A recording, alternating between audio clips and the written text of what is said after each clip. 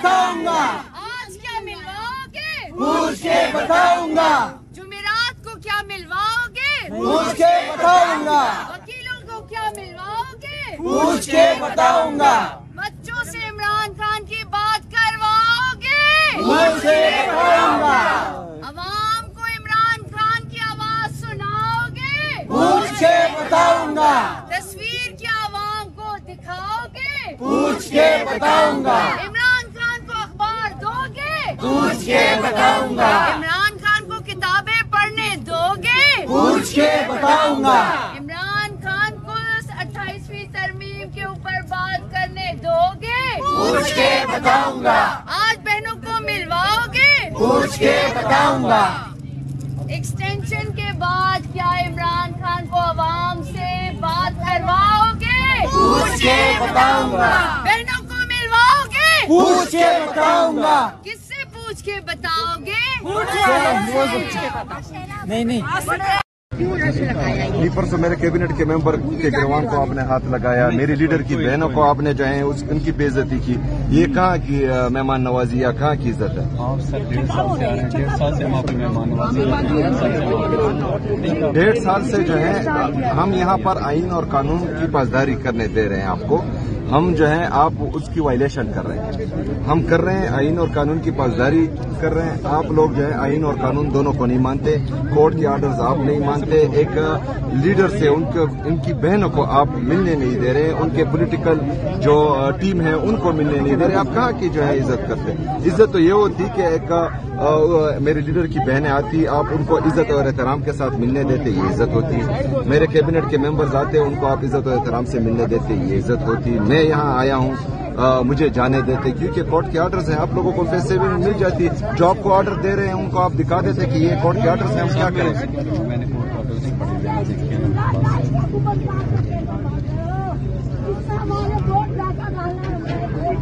पढ़े इस पढ़ना निकल रूपी का मतलब नहीं।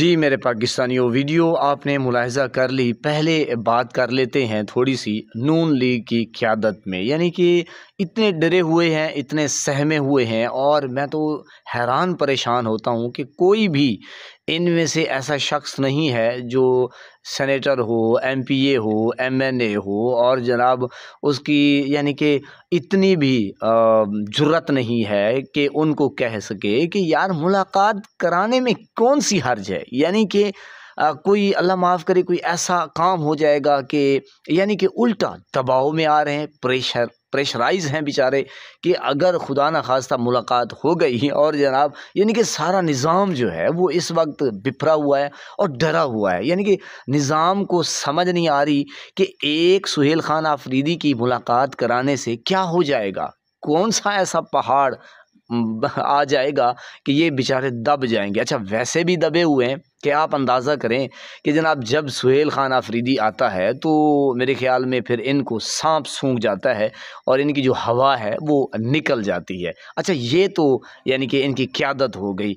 अब दूसरी तरफ देखते हैं अदलिया को कि अदलिया किस तरह बेचारी यानी कि कमज़ोर, लाग़िर, अपाहज, बिल्कुल मफलूज, ऐसा कि जैसे किसी चीज़ को बांध के बिल्कुल ज़द्दोकोप करके किसी मैंने कहा गंद के टोकरे में डाल दिया जाता है। कानून जो है वो जो अदलिया है वो बिल्कुल मफलूज हो गया, ख़त्म, नापैद कानून। यानी कि अब एक यानी कि सूबे का वज़ीर आता है और वो अदालत के पास जाता है और जनाब वो कहता है कि मुझे अपने लीडर से, इमरान खान से मुलाकात करनी है। तो जनाब वो अदलिया जो है जिसको हम सुप्रीम कोर्ट कहते हैं, सुप्रीम कोर्ट, तो जनाब पता नहीं उसने अब कौन सा ऐसा कोट पहना हुआ है डर का, खौफ का, जनाब वो बेचारा वो ऑर्डर दे देता है कि जाएं मुलाकात करें। यानी कि बेशर्मी की इंतहा हो गई है।